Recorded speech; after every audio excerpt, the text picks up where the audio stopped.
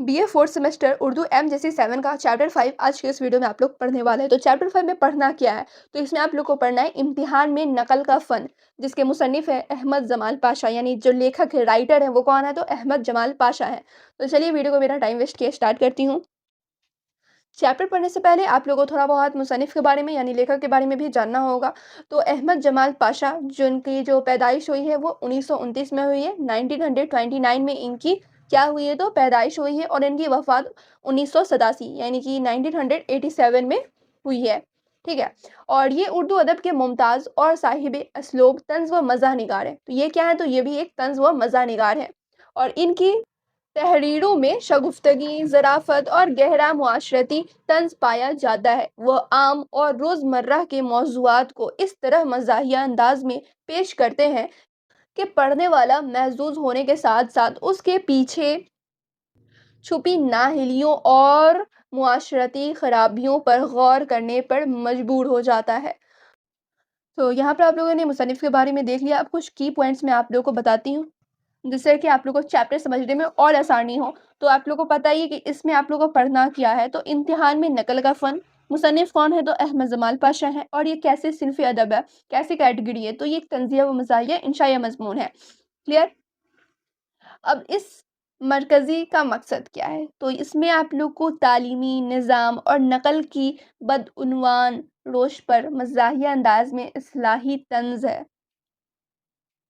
और इसमें कैसी ज़ुबान इस्तेमाल की गई है, तो इसमें शगुफ्ता, ज़रीफ़ाना और दिलकश उर्दू ज़ुबान का इस्तेमाल हुआ है। तो इसमें आप लोग को ये समझ में आ गया है कि ये किस तरीके का चैप्टर है। तो इसमें तंज़िया व मज़ाहिया चीज़ें मिलने वाली हैं। क्लियर। तो चलिए यहाँ पे अब मैं चैप्टर को स्टार्ट करती हूँ। तो यहाँ पर अब आप लोग देखेंगे, इम्तिहान में नकल का फ़न अहमद जमाल पाशा का एक मशहूर तंज़िया व मज़ाहिया इंशाइया है। तो यहाँ पे आप लोग को पता चला ये क्या है, तो ये एक इंशाइया है। इसमें इन्होंने तालीमी निज़ाम, इम्तिहानी तरीका कार और तलबा की पढ़ाई से जी चुराने की आदत पर शोख अंदाज में तंज़ किया है। मुसन्निफ़ ने यानी कि जो राइटर हैं, उन्होंने नकल को महज एक बुराई या सुस्ती के बजाय एक बड़ी सिन्नत और फ़न यानी आर्ट के तौर पर पेश किया है। वह कहते हैं कि जिस तरह किसी भी फ़न के लिए मेहनत, रियाज़त और महारत की ज़रूरत होती है, इसी तरह कामयाबी से नकल करने के लिए भी तदबीर, हिम्मत और महारत दरकार होती है।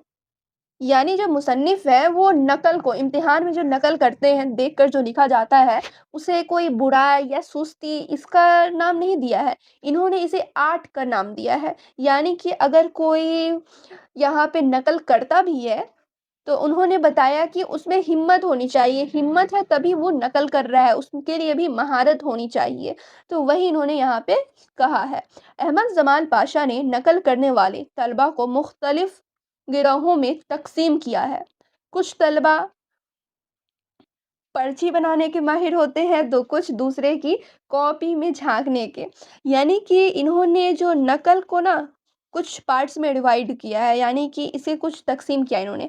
एक तो एक स्टूडेंट्स होते हैं जो पर्ची बनाने में माहिर होते हैं, ठीक है? और एक स्टूडेंट होते हैं जो दूसरों के कॉपी में झाँक कर लिखते हैं, ठीक है? और एक तरह के स्टूडेंट्स होते हैं जो इन्विजिलेटर होता है, यानी जो इम्तिहान में जो देखभाल करते हैं, जो टीचर्स होते हैं वहाँ पे निगरानी करते हैं जो इम्तिहान की, तो उनको धोखा देने और बातों में उलझाने के माहिर होते हैं। यानी कि जो भी नकल करता है इम्तिहान में, वो 3 तरह के स्टूडेंट होते हैं। एक पर्ची बनाने के माहिर होते हैं, दूसरे कॉपी में झाँकने के, और तीसरे जो होते हैं वो इन्विजिलेटर को धोखा देने, बातों में उलझाने के माहिर होते हैं। और इस चैप्टर में यानी इसमें सिर्फ़ इस मज़मून में सिर्फ़ स्टूडेंट जो तलबा हैं उन्हीं का नहीं ज़िक्र किया गया है, साथ ही साथ जो इम्तिहानी निज़ाम की कमज़ोरियों का भी उन्होंने ज़िक्र किया है। यानी जो तलबा हैं वो तो भाई देख के लिखते ही हैं, नकल करते ही हैं, पर्चियाँ बनाते ही हैं, लेकिन जो इन्विजिलेटर्स हैं उनकी भी कमज़ोरियों का ज़िक्र किया गया है। यानी इस मज़मून में सिर्फ़ तलबा ही नहीं बल्कि इम्तिहानी निज़ाम की कमज़ोरियों और निगरानों के रवैये का भी ख़ाका उड़ाया गया है। जो निगरान हैं, जो देखते हैं, जो टीचर्स होते हैं, वो किस तरह गुफ़लत बरतते हैं या बाज़ औक़ात तलबा की चालाकियों से बेख़बर रहते हैं।